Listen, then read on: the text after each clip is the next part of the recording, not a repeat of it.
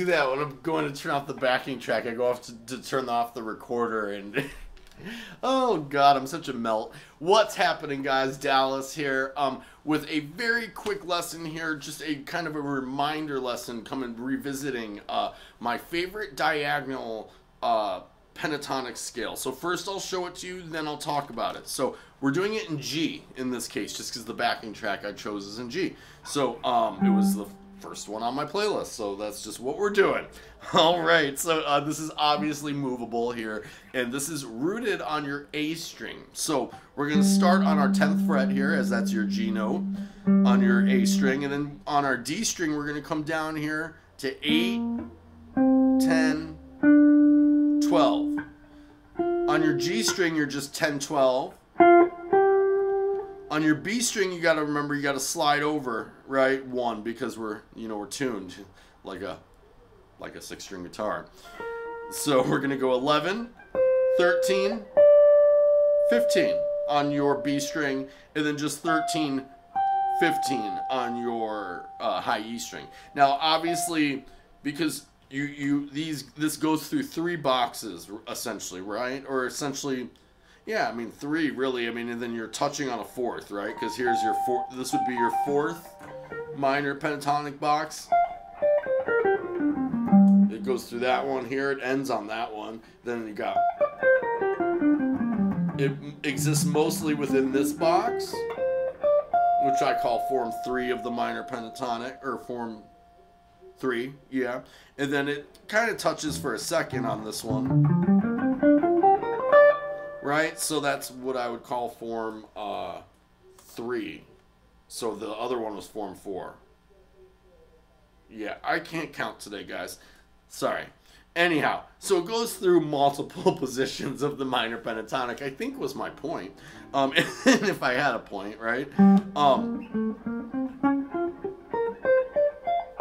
Okay, so I like it because it weaves in and out of those boxes, and obviously, just like with a lot of the licks I talk about, you can always stop at one of those boxes and expand on the idea. You know, if you're thinking this here, you can just stop at this box, right? Or you can come over to your box next door, or as you get to more through the lick, stop at this box, right? Or you could take it all the way home and you can come all the way to that box, right? So just kind of, I really like that lick. Okay, so I really like that lick. That was the first, or scale pattern. That was, to be honest, the first. I learned that before I learned the. Now, obviously, I'm very comfortable with that.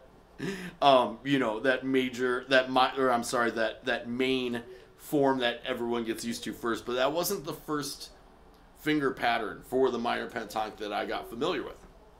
I had a teacher who showed me this diagonal one, and I gotta say, I really, because it's so ingrained in me, I really love it. It helps me get from one place to another if I'm stuck very easily.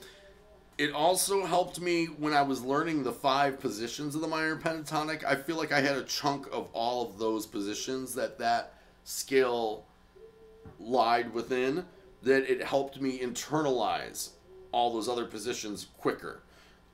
So it's just the order that I chose to do it in, or had a teacher help me. I mean, sometimes it's not your choice. It's just how you're taught, right? So, you know, however you internalize it the best is really what it comes down to. And sometimes you just have to follow your intuition. Sometimes you just have to listen to other guys and take suggestions, use your intuition as far as whose suggestions you want to take.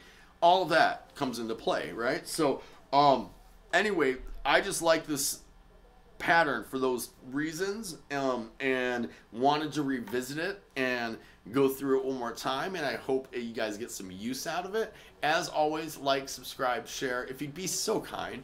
Love you all. Keep on picking. I'll see you on